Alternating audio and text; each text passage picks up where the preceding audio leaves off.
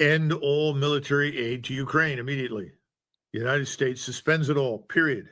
Not to be reconsidered, reevaluated later, period. It's over. We stop all aid to Ukraine, number one. Number two, we get all of our people out of Ukraine, all of our forces, whatever is in there that is American leaves. And if we do that, the rest of the NATO allies will follow suit very quickly.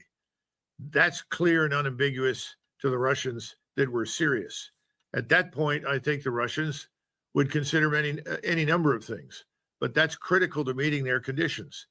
If we insist on an immediate ceasefire and say the Ukrainians are willing to ceasefire, of course, Ukrainians' backs are up against the wall. The regime in Kiev is on its last legs. There's no question about that. But as long as they are receiving aid from us, as long as we are still on the ground in Ukraine, providing the intelligence, the technical expertise, whatever is required to sustain these long-range strikes against Russia, the Ukrainians are going to continue. There is no evidence for any good faith on the Ukrainian side whatsoever. And I think that's what Lavrov and Putin are saying. The concern in Russia is that at every turn, this regime in Kiev will look for every opportunity to resume fighting. And therefore, what is the point of a ceasefire if it's simply going to be treated as rest, refit, reorganize so that you can come back again and threaten Russia? It's that simple. And I don't know how you get around that. If I were a Russian, I would take the same position. So again, we're the ones that created this war. Without us, there would have been no Ukraine war. We're the ones that staged this coup and installed a government that otherwise would not have come to power. We are the ones that subsidized the building and structuring of a Ukrainian force that had one purpose and only one purpose: to attack Russia, to retake Crimea, but to march into Russia. This was a machine that was fueled with more than money and cash and technology. It was fueled with hatred on a scale that we haven't seen for decades. That's all unacceptable. So we really need to stop it. How do you stop it?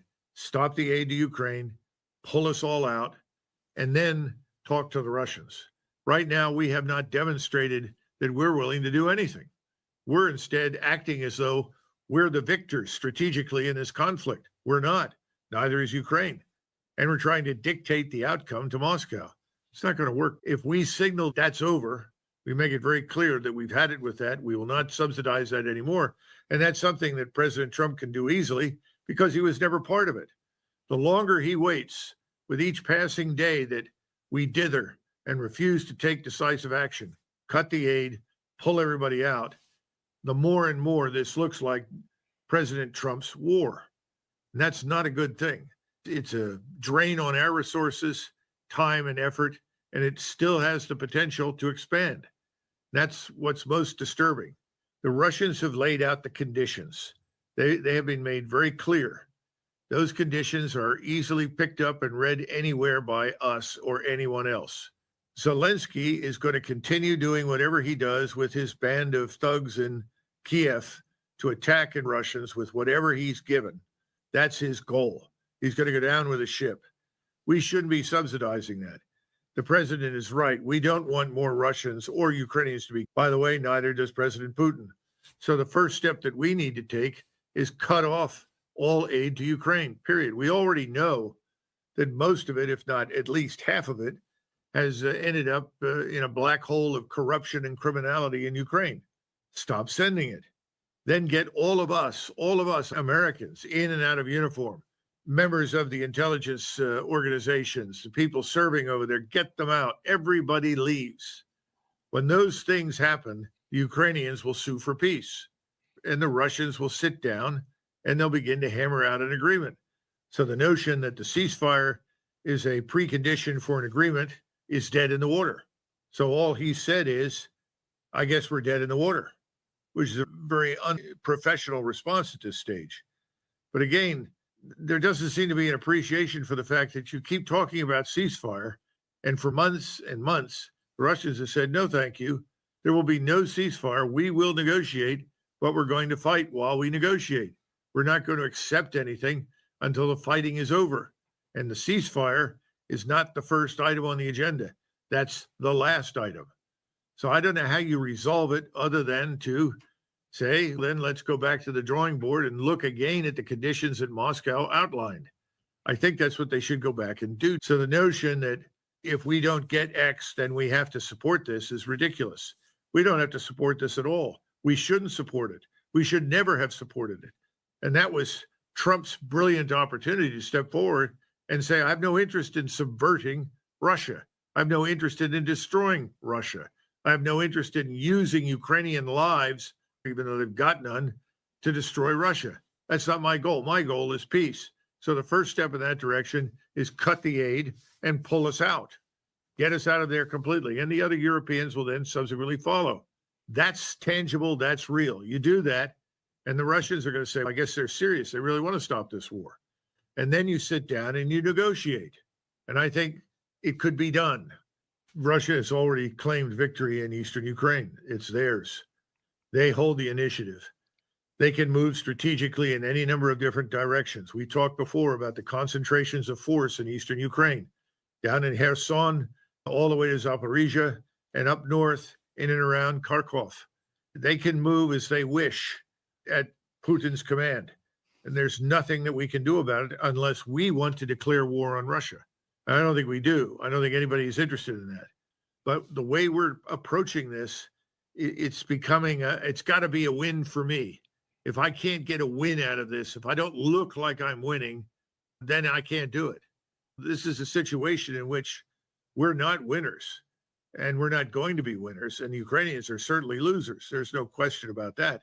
So the point is, there's a way to do this, but we're not approaching it reasonably.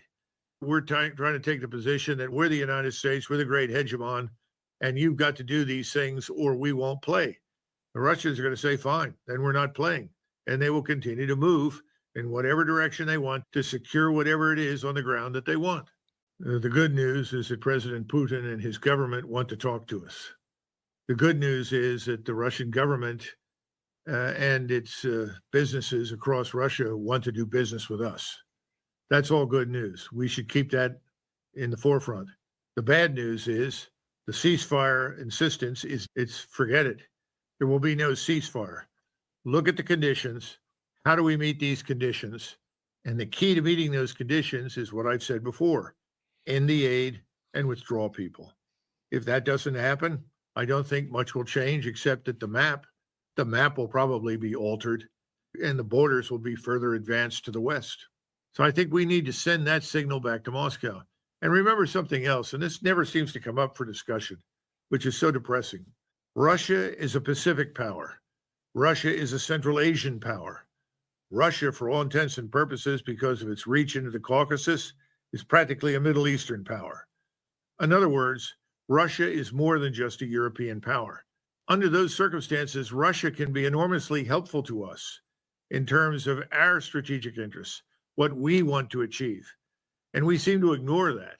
In other words, this enormous benefit to the United States, the American people, to cooperate with Russia.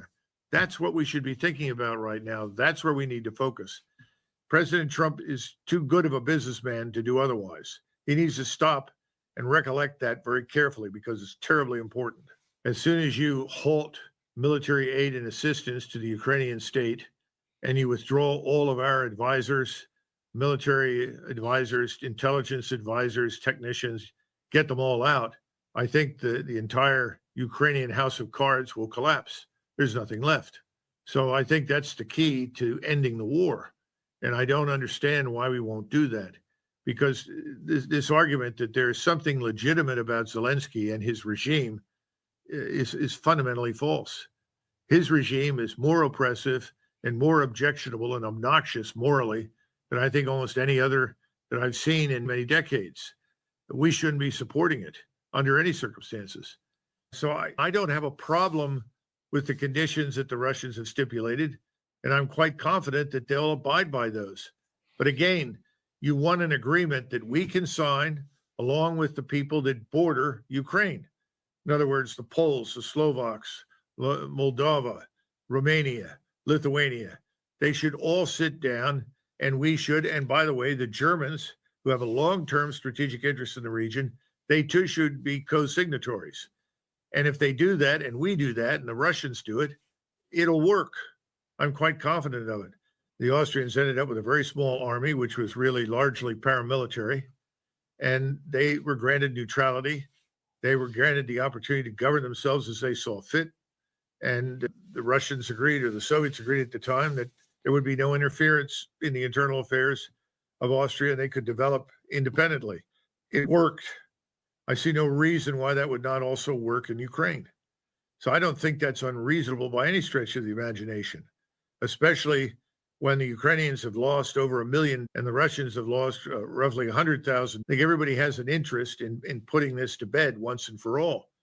And the Russians aren't going to live with a 500 or 600,000 man army armed to the teeth, focused exclusively on Russia when the war ends. So that's nonsense. So no, I think it is doable, but it's not going to happen with Zelensky and his crowd. The underlying argument against this is always the same fiction. The Russians want to conquer Europe. No, they don't. Who in their right mind wants to do it? Why? To drink a latte in Paris? You know, look at the mess that Europe is in right now. Who in their right mind would want to have to manage? It's the last thing in the world the Russians are interested in. Those who are globalists, who oppose peace under any circumstances with Russia, who are determined to destroy Russia and want to sabotage our effort at normalization, have come out and said, no, he's a hero, and we're going to support him to the bitter end, and we're going to send him all this aid and equipment. This is a joke, and that will become increasingly clear. From the Russian standpoint, they're not paying much attention to the Europeans. They know the facts. They're much more interested in normalization with us because they know ultimately the Europeans will come along with us. And it's inevitable that they will, because they too, their populations share our interest in peace, prosperity, and stability in Europe. The only way to get there is to follow President Trump's lead. The first thing that must happen is that President Trump, and I would hope now in light of this destructive meeting, he immediately ends any further military aid and assistance to Ukraine. No more. Stop immediately. And then secondly, I would tell everyone who is an American citizen in Ukraine, whether they are military, intelligence, or simply diplomatic, doesn't make any difference. Contractors, get out. Leave the country immediately, because this man, Zelensky, presides over a thugocracy run by this vicious secret police and these and I would not at all put it past them to start harming American citizens who have been helping them. So I would get them out immediately as well.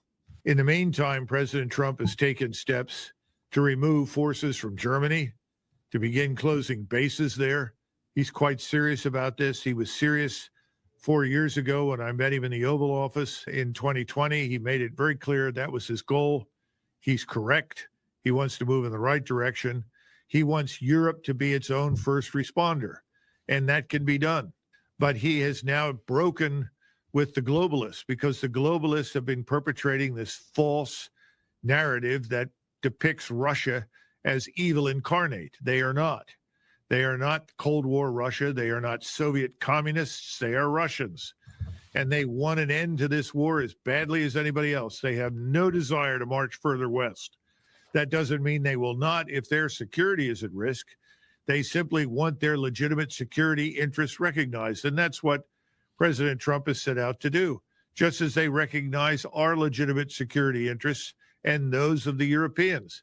They want an Austrian-style neutrality for Ukraine. That has worked brilliantly in Central Europe. It can work brilliantly in Ukraine. And I think President Trump knows that. It's a matter of time now for the Europeans to sober up and come to terms with reality. But their populations are way ahead of the governments.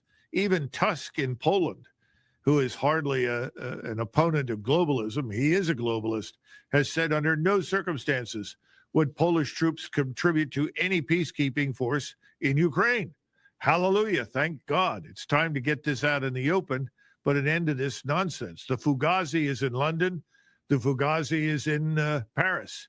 And I see no evidence that the Germans want anything to do with that nonsense. I think the Russians will exercise patience. And if the British and the French try to take the whole British army, which is roughly 75,000, and the whole French army, which is 120,000, and move it all to Western Ukraine, I don't think the French population or the British population will tolerate it. Remember, the Poles, so this is Donald Tusk, who's not exactly a opponent of globalism in Poland, has already said the Poles will contribute nothing, no troops to anything in Western Ukraine. So if you can't get the Poles that have served effectively as a logistical forward operating base for NATO to join this, who are the British and the French kidding? They're kidding themselves, and they're making fools out of themselves. And if you look at Paris, that place is at a boil. It's only a question of when it boils over, and Macron and a lot of other people may be gone. The Russians aren't fools. They know that. The Starmer government in London, which is probably the leading contender for the stupidity award right now regarding Russia, has one foot in the grave. All right. I don't know how much longer Starmer's going to be there. In one way or another, they're always trying to sound like or behave like Churchill. And unfortunately, they forgot to point out that Churchill bankrupted Great Britain, reduced it to a second-rate power, and lost the British Empire. They better wake up. The future is not the past. And they've got to chart a new course, and they've got to listen to their own people. Exactly what Vice President Vance said. They're not listening to the people in England, Scotland, Ireland, or Wales, and the French leadership are not listening to the Frenchmen on the ground in France. It has to stop. We have to end this nonsense with NATO, and I think they will, because they know that they need Russian energy, and the Russians are quite anxious to do business with the Germans, which is an old relationship. We don't need to see that as a danger to us, because it isn't. And I think the Germans have begun to figure it out.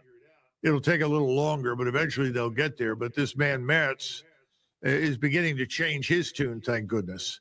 But it may not be enough. He may only be there for 6 months or 8 months, and then you'll finally get a government that just tells the truth.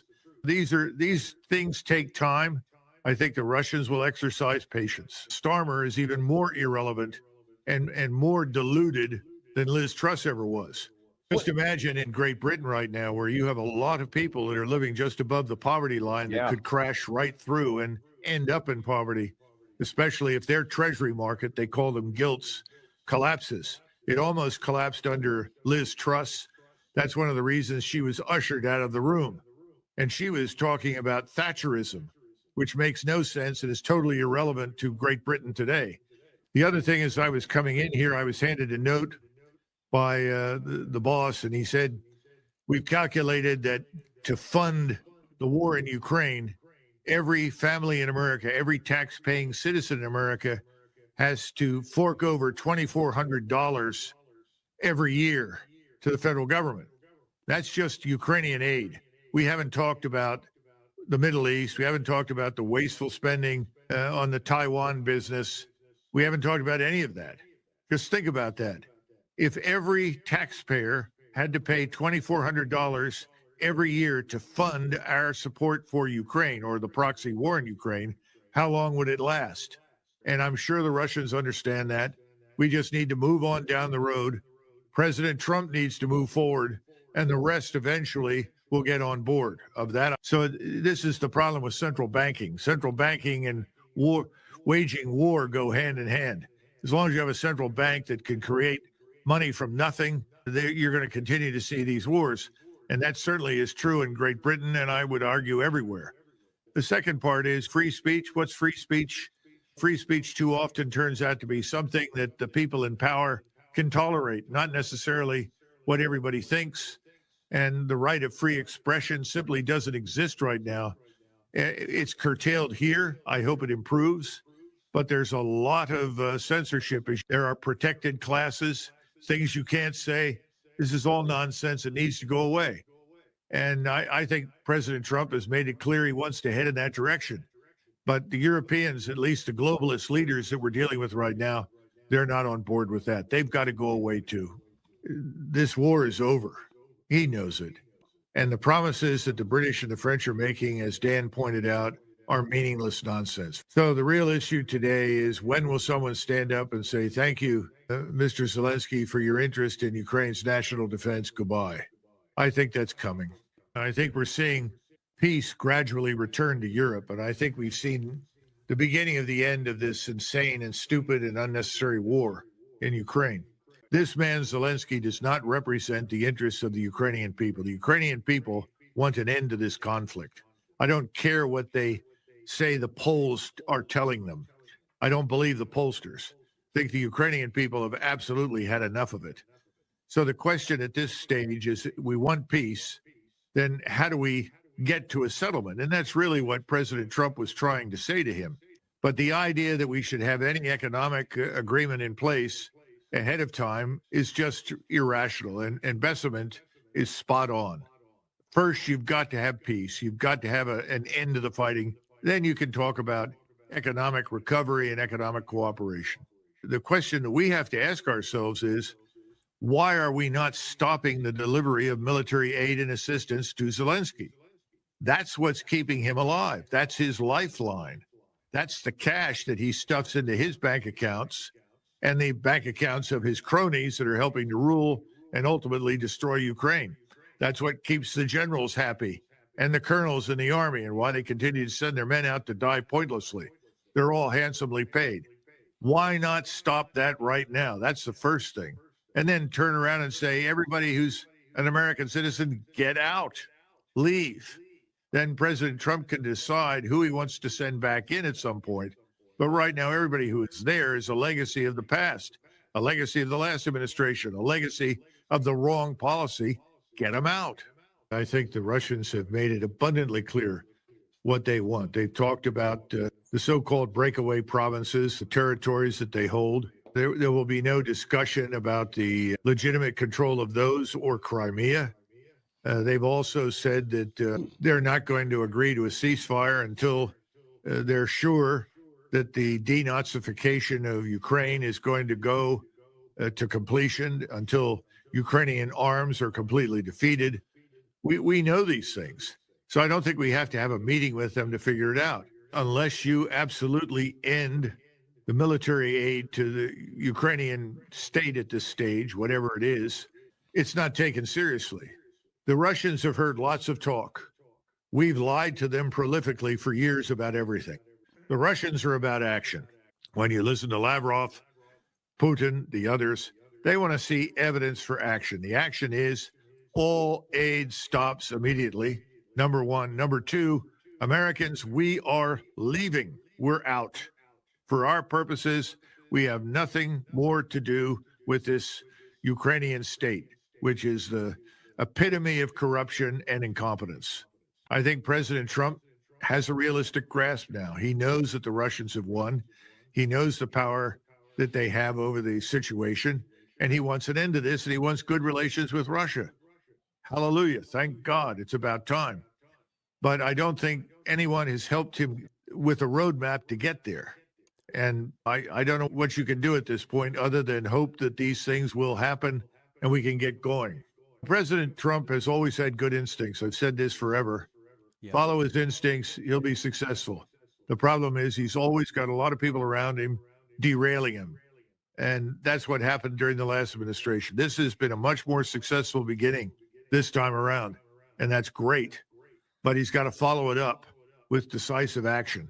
The British Treasury market, they call them gilts, is in serious trouble. The British Precious Metals Exchange, which involves the gold exchange in London, is in trouble. The country is in trouble. And he is not in a position to ship billions of pounds into the black hole of corruption and incompetence in Ukraine. He knows it. He needs to stop talking about it. And I think behind closed doors, Starmer was asking for assistance in that regard that we can probably give to a limited extent, but we can't bail them out any more than we can bail ourselves out, because we too are facing a similar dilemma in the financial system in the United States. I think we've had a series of prime ministers. They all want to sound like Churchill, and they want to be heroic figures and posture for the public. But they forget that Winston Churchill bankrupted Britain, destroyed national power of Britain, and ultimately destroyed the British Empire.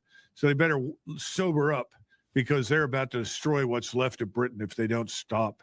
I give Starmer 2 weeks, 3 weeks at the most.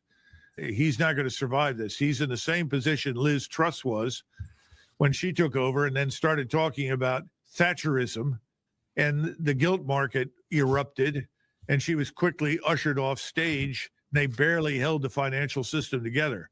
This time around, it's going to be very difficult to do. We are the ones that are in control of Ukraine. We can step in. We can stop the Ukrainians in their tracks right now, ceasefire, back off, and put an end to the war. We're not doing that. We're actually making it easier for whatever is left over there, and there's not much, to continue the war. And more important, we're adding insult to injury. We're saying you can't do anything on the battlefield, but you have these devices that allow you to fire hundreds of kilometers into Russia. Go ahead and do it. It doesn't make any sense, Dan. I think we're missing that, the whole point of neutrality. And then secondly, what are we doing? We seem to be intent on sustaining this war. We are continuing military aid and assistance. Now we're going to provide sensitive intelligence. For what purpose? So that the Ukrainians can launch more long-range strike drones or missiles that will Russians inside Russia. Is that our goal? Because if that's the goal, that is not going to produce peace. It's not going to produce an agreement of any kind. Whatever emerges on the map in the future that we call Ukraine will be neutral on the Austrian state treaty model. And there was no thought about deterring the Russians from invading Austria. Once that treaty was signed, the Soviets left, and they didn't come back, and they had no intention of ever returning. And by the way, they were only just over the border inside Hungary. So they could have easily come back at any point in time that they wanted to do so. The question is, can the Russians trust us? Because we have a bad habit of backpedaling, misinterpreting. They go back to the Budapest Memorandum. They go back to the Minsk Accords. And so they ask themselves, can we trust the West? I think that's the more important question. I think, yes, President Trump can be trusted, but we've got to demonstrate that we are fundamentally different from the last bunch that was in power. In other words, since 1945, after the Second World War, the Finns and the Russians have done land office business economically and have gotten along without any threats to Finland and its territorial integrity. I think we can trust the Russians in that sense. Look at Finland went through a terrible war. They fought bravely, and large numbers of Russians, about 250,000, against 10,000, 20,000, 30,000, 40,000 Finns. And the Russians did not want to fight their way to Helsinki. They wanted an end to the conflict. They ended up taking territory from Finland, but then they established a treaty, and that treaty guaranteed Finnish existence, independence, and neutrality. There has never been an incident since then. We should be celebrating the fact that the Russians want to stop this at all and be very glad that they want to have a neutral Ukraine. Remember, we talked years ago, Dan, that Ukraine's principal mission in the aftermath of the collapse of the Soviet state system was to be this large neutral state that separated us from Russia. That was in the interest of Russia. We thought it was in the interest of NATO. Suddenly that was overturned and we launched into this madness. We need to get back to thinking in those terms. And we need to talk about what a future treaty would entail. And that's why we go back to the Austrian state treaty. And by the way, the security guarantees in the Austrian state treaty had nothing to do with deterrence. They had everything to do with guaranteeing freedom, rights, position, all of these things within Austria that was acceptable to both sides. And that's what we should be interested in. The Russians are already sitting at the table. They've made very clear what their conditions are to negotiate an end to this disaster. So let's drop that nonsense. We know that. We need to take action that supports the conditions that they've asked for. And there's nothing unreasonable or irrational about those conditions.